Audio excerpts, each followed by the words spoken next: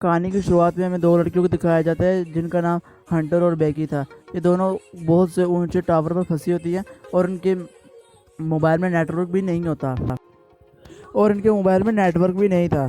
और इससे भी गलत बात ये थी कि ये टावर रेगिस्तान के बीचों बीच था, इसलिए किसी का भी इनको देख पाना बहुत ही मुश्किल था। और अगर इन दोनों में से कोई भी सोता तो उन्हें चील आकर खाने लगती थी, इनके मांस को नोचने लगती थी। और देखते हैं ये कैसे पहुंची इस टावर पर और ये क्या बच पाई और मारी गई। देखते हैं इस कहानी की शुरुआत में। ये लड़की अपने हस्बैंड डैन और अपने सबसे अच्छी दोस्त के साथ माउंटेन ग्लाइडिंग कर रही थी। इतने में ही डैम एक सुरंग में अपना हाथ डाल देता है ग्रिप बनाने के लिए। उसमें से एक पंच निकलता है जिसके रहते वो नीचे गिरता है। डैम ने ऊपर से रस्सी बांधी होती है जिसकी वजह से वो बच जाता है, लेकिन दोनों लड़कियां उसके पास आ रही होती हैं कि इतने में उसकी सेफ्टी वायर टूट जाती है, जिसके चलते वो नीचे गिर जाता है खाई में और वो मर जाता है। अगले सीन में हमें एक साल बाद का सीन दिखाया जाता है जिसमें बेकी अपने हस्बैंड की मौत को लेकर बहुत अपसेट होती है और बहुत ज़्यादा शराब पी रही होती है और बेकी काफ़ी परेशान होती है। उसके वालिद जेम्स उसे इस एक्सीडेंट के हवाले से कहते हैं कि तुम इसे भूल जाओ, लेकिन वो इसे भुलाना नहीं चाहती थी और वो काफ़ी अपसेट होती है।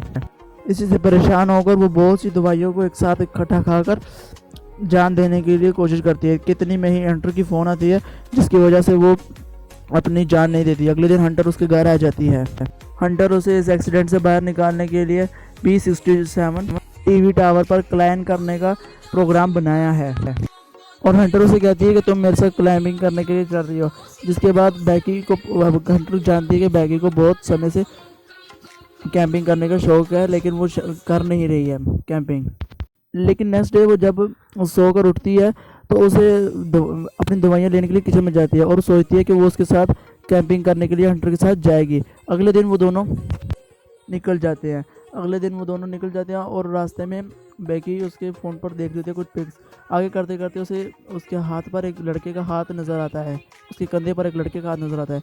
बेकी हंटर से पूछती है उस लड़के के बारे में, लेकिन हंटर उसे कुछ भी बताने से मना कर देती है। और इसके बाद बेकी के फ़ोन पर उसके फादर की कॉल आती है, जिसके बाद वो फ़ोन कट कर देती है। काफ़ी देर ड्राइव करने के बाद वो एक होटल में पहुंचते हैं।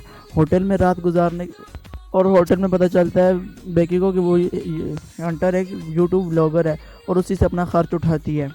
इसी दौरान उसकी नज़र बाहर पड़े टावर पर जाती है, टीवी टावर पर, और हंटर उसे बताती है कि ये स्टेट का चौथा यूनिट टावर है।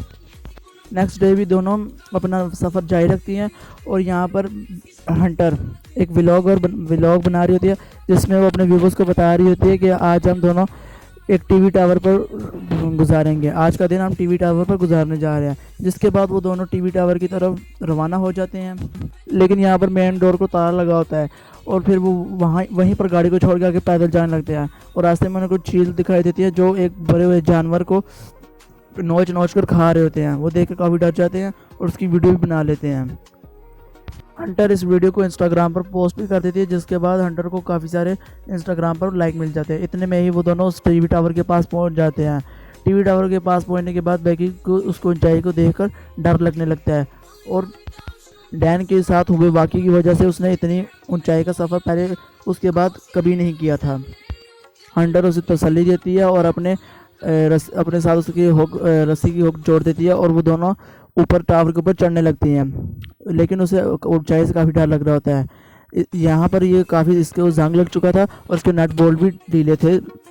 टावर के ऊपर चढ़ते चढ़ते वो काफ़ी ऊंचाई पर चढ़ जाती हैं, तब तक कि बेकी के हाथ पे एक सीढ़ी का टावर का टुकड़ा टूट नहीं जाता। फिर वो दोनों ऊपर चढ़ते चढ़ते काफ़ी ऊंचाई तक पहुँच जाती हैं। ये दोनों ऊपर चढ़ते चढ़ते 1000 फीट की बुलंदी पर पहुंच जाते हैं, जहां पर शहर काफ़ी छोटा दिख रहा था।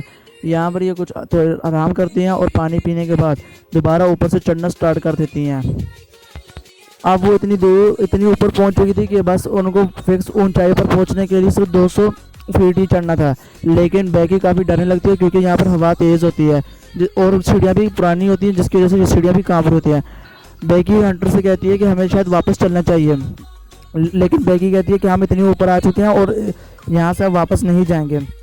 जिसके बाद वो फिर भी दोनों ऊपर चढ़ना स्टार्ट करती रहती हैं, यहाँ तक कि जब तक कि वो ऊपर नहीं पहुँच जाती है। ऊपर पहुँच जाती हैं और बेकी उसका हाथ पकड़ के उसे ऊपर खींच लेती है। अब वो जैसे जैसे ऊपर जा रही थी वैसे वैसे ही हवा का प्रेशर भी बढ़ता जा रहा था।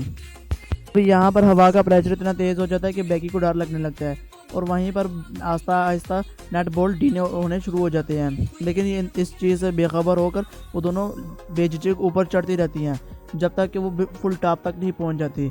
यहाँ पर वो फुल टॉप तक पहुंची और आखिरी बोल्ट भी नीचे गिर जाता है। अब यहाँ पर पहुँच के वो हंटर अपना व्लॉग शुरू कर देती है और एक ड्रोन के ज़रिए वो अपना व्लॉग जारी रखती हैं। और फिर इसके बाद वो क्या करती है कि बेकी को अपना मोबाइल देती है और उसको कहती है कि मैं इसके ऊपर एक हाथ से लटक कर अपना व्लॉग बनाऊंगी ताकि मेरा एक अच्छा कांटेक्ट बन सके। इसके बाद वो बेकी से भी कहती है कि तुम भी यहाँ पर लटक जाओ और मैं तुम्हारा एक व्लॉग बना देती हूँ। लेकिन बेकी उसे मना कर देती है, लेकिन फिर भी हंटर उसे दिलासा देती है और उसका हाथ पकड़ के उसे नीचे लटका देती है, जिसके बाद वो एक व्लॉग बना लेती हैं। इसके बाद वो दोनों ऊपर चढ़ जाती हैं और नीचे को देखने लगती हैं। इसके बाद वो अपने मियाँ की हस्तियों को यहाँ पर उड़ा देती है। इसके बाद वो दोनों काफ़ी इमोशनल हो जाती हैं, जिसके बाद कुछ देर बाद उनको लगता है कि हमें वापस जाना चाहिए। इसके बाद वो दोनों अपनी तैयारी करती हैं और एक सेफ्टी बैन एक दूसरे से बांध लेती हैं। इसके बाद वो बेकी पहले नीचे उतरती है, हंटर पहले नीचे उतर इसके बाद बेकी जो सीढ़ी पर होती है वो टूट के नीचे गिर जाती है, लेकिन बेकी के साथ सेफ्टी वायर होने की वजह से वो हंटर किसी न किसी तरह उसे ऊपर खींच लेती है, क्योंकि बेकी अब मौत के मुंह से वापस आई थी और इनको नीचे जाने से बहुत डर लग रहा था। नीचे देखने पर उनको पता चलता है कि अभी सीढ़ी सारी टूट चुकी है, जिसके बाद उनको नीचे जाने का रास्ता नहीं है। उनका बैग भी नीचे गिर चुका था और मोबाइल में नेटवर्क भी नहीं था। बैग को जब नीचे देखती है तो वही बैग गिरा होता है जिसमें उनके खाने पीने की कुछ चीज़ें थी। उसमें सेफ्टी इमरजेंसी बॉक्स खोल के देखती हैं तो उसमें एक दूरबीन और एक फायर गन मिलती है, लेकिन ये दोनों चीज़ें उनकी किसी काम की नहीं थी क्योंकि ये दोनों चीज़ें उनकी कुछ मदद नहीं कर सकती थी। इसके बाद बेकी काफ़ी भड़क जाती है, लेकिन हंटर उसे दिलासा देती है और कहती है कि शायद सीढ़ी के गिरने की वजह से कोई यहाँ पर आ जाए उसकी आवाज़ सुनकर और हमें बचा ले, जिसके बाद वो काफ़ी शांत हो जाती है। इसके बाद बेकी को याद आता है कि जब सीढ़ियाँ गिर रही थी तो उसके पाँव पर चोट लगी, उसकी टांग पर चोट लगी थी और चोट लगने की वजह से ब्लड निकल रहा था। इसके बाद कि उसके टांग पर कपड़ा बांध देती है, अपनी शर्ट बांध देती है और बेकी उससे पूछती है कि तुमने व्लॉग क्यों शुरू किया है। जिसके बाद हंटर उसे उसके पति हस्बैंड का नाम लेती है और जिसके बाद बेकी के दिल में उसके लिए शक बैठ जाता है। इसके बाद अपने मोबाइल पर हेल्प के नाम से एक मैसेज लिखती है और उसको टाइप कर देती है और रस्सी के सहारे उसे नीचे फेंक देती है, नीचे की तरफ झुकाती है ताकि शायद नीचे ज़मीन पर नेटवर्क हो, जिसकी वजह से वो नेटवर्क आ जाए और शायद हमें कोई पकड़ने के लिए यहाँ लेने के लिए आ जाए। लेकिन ये तरीका भी नाकाम रहता है, लेकिन यहाँ पर नेटवर्क नहीं आता। जिसके बाद हंटर अपने जूते में फ़ोन को डालकर काफ़ी सारे जुलाबों के साथ बांधकर ज़मीन पर फेंक देते हैं। जिसके बाद बेकी की नज़र उसके पाँव पर जाती है जिसके ऊपर उसने कुछ निशान बनवाया होता है। इसके बाद उसे याद आता है कि 134 का मतलब तो ये है कि उसके हस्बैंड जब भी उसे आई लव यू कहना चाहता है तो 13 कोड का ही इस्तेमाल करता है। इसके बाद उन दोनों को नीचे से एक गुजरता हुआ आदमी नज़र आता है जो अपने डॉग के साथ एक आदमी के साथ फ़ोन पर बातें कर रहा होता है। जिसके बाद वो काफ़ी चिल्लाती हैं, लेकिन टावर की ऊंचाई इतनी थी कि उनकी चिल्लाने की आवाज़ नीचे नहीं आती और जो हंटर ने मोबाइल जूते में डालकर नीचे फेंका था वो अभी तक वो टूट चुका था, जिसके बाद उनका ये प्लान भी फेल हो चुका था।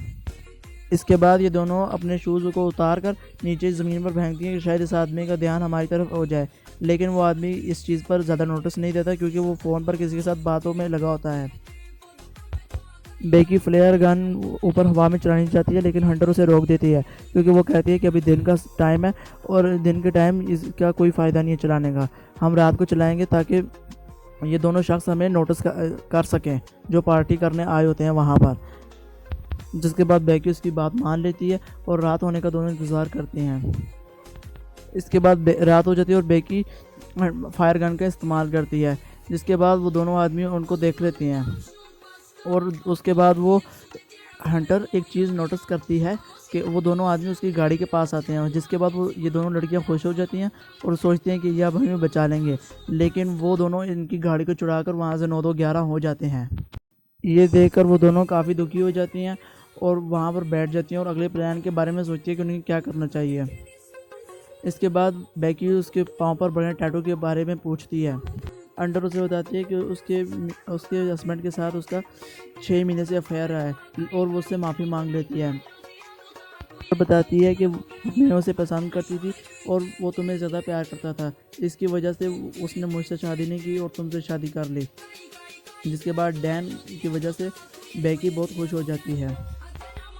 अगली सुबह बेकी अपना फ़ोन चेक करती है तो उसे पता चलता है कि यहाँ इस टावर पर फंसे उनको 24 घंटे हो चुके, अभी तक उनको मदद के लिए कोई भी नहीं आया है और इनको काफ़ी भूख और प्यास लग रही थी। जिसके बाद हंटर ये डिसाइड करती है कि वो नीचे जाकर अपना बैग लेकर आएगी और क्योंकि उनको खाने पीने की काफ़ी तलब थी। इसके बाद वो रस्सी बांध कर नीचे की तरफ चली जाती है और नीचे जाने के बाद वो अपना बैग की तरफ हाथ बढ़ाती है, लेकिन बैग की तरफ हाथ उसका नहीं पहुंच पाता।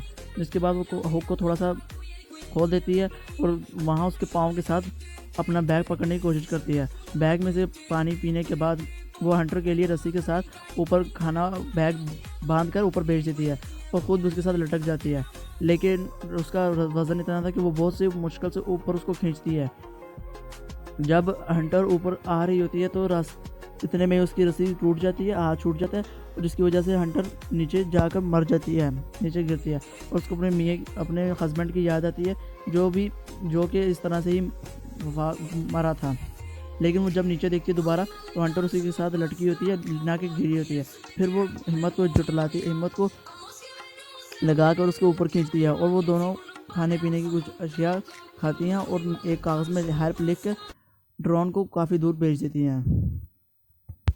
लेकिन ड्रोन इतनी दूर नहीं जा सकता था, जिसकी वजह से वो वापस उसे ले आती हैं। अब वो वापस अपने घोट के ही सहारे पर थी।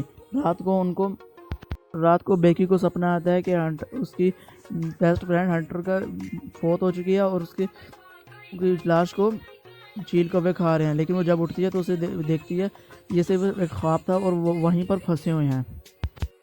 जिसके बाद वो टावर की ऊंचाई पर चढ़ के ड्रोन चार्जर को टावर की ऊपर लगाती है तो पता चलता है कि वो काफ़ी लूज़ है। जिसके बाद वो उसको वहीं पर पकड़ के खड़ी रहती है।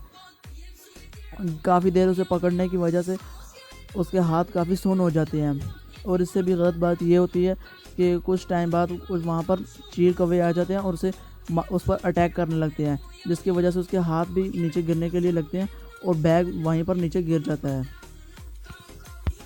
इस सब के बाद बेकी नीचे आ जाती है और ड्रोन को होटल तक पहुंचाने की कोशिश करती है। ड्रोन होटल तक पहुंचने वाला होता है कि रास्ते में उसकी टक्कर एक ट्रक से हो जाती है, जिसकी वजह से उसके पंजर ढीला हो जाता है। जिसके बाद दोनों काफ़ी दुखी हो जाती हैं और यहाँ पर उनके पास बच जाने का कोई भी और ऑप्शन नहीं रहा था। इसके बाद शाम हो जाती है और वहाँ पर तूफ़ान का बनना शुरू हो जाता है और दोनों का जीना मुश्किल और हो जाता है, क्योंकि इनके पास खाने पीने की भी अशिया ख़त्म हो चुकी थी और बचने का कोई ऑप्शन भी दूसरा नहीं था। इसी तूफान में गिद्ध तो उनके ऊपर दोबारा से हमला करना शुरू कर देते हैं और बेकी हंटर से दूसरा जूता मांगती है ताकि वो अपना फ़ोन भी डाल के वहीं पर नीचे फेंक सके। फिर उसे बेकी को पता चलता है कि जब वो नीचे हंटर गिरी थी तो उसकी मौत तो तभी हो चुकी थी और ये उसकी सिर्फ रूह के साथ बातें कर रही थी और उसका सिर्फ वहम था, क्योंकि इतनी देर से भूखा प्यासा रहना और सिर्फ उसका वहम ही उसको बता रहा था। इसके बाद वो काफ़ी दुखी हो जाती है ये सोच के कि उसकी बेस्ट फ्रेंड नहीं रही, अब वो मारी गई है और अपने डैड को याद करने लगती है और अपने डैड से कहती है कि मैं घर वापस आना चाहती हूँ। और दूसरी तरफ उसका डैड भी उसे काफ़ी मिस कर रहा होता है और सोचते हैं कि मेरी बेटी न जाने कहाँ होगी। अगले दिन जब उसको होश सोई होती है तो एक गिद्ध आकर उसके लात के ऊपर जो जख्म होता है उसको खाने लगता है। इसके बाद बेकी उसको मार कर वहीं पर उसके कुछ मांस बोटी खाने लगती है और अपनी भूख प्यास को कम करती है। इसके बाद वो नीचे आती है और बेकी के देखती है, जिसके बाद वो बेकी को काफ़ी मिस करती है और बेकी के मोबाइल में अपने फादर के लिए एक मैसेज डाल देती है और बेकी उसके बॉडी में वो छूत घुसा देती है और नीचे उसकी बॉडी को फेंक देती है। जिसके बाद उसके वालिद को ये मैसेज मिल जाता है कि वो टावर फंसी हुई है। यहाँ पर वो जब उसकी डेड बॉडी नीचे आती है तो कुछ पुलिस वाले उस डेड बॉडी को कवर कर रहे होते हैं। बेकी का बाप यह समझता है कि शायद उसकी बेटी नहीं रही और वो मारी गई है। जिसके बाद उसको पता चलता है कि उसकी बेटी तो यहीं पर जिंदा है और पुलिस की गाड़ी के पास बैठी है। जिसके बाद वो काफ़ी दुखी होकर अपने बाप से मिलती है। इसी के साथ इस मूवी की दी एंड हो जाता है। और गाइस, अगर आपको मेरी वीडियो अच्छी लगी है तो लाजमी सब्सक्राइब करना मत भूलना और बेल आइकन के निशान को दबाना मत भूलना। इसी के साथ आज की वीडियो ख़त्म करते हैं। ओके गाइज़, अल्लाह हाफ़िज़।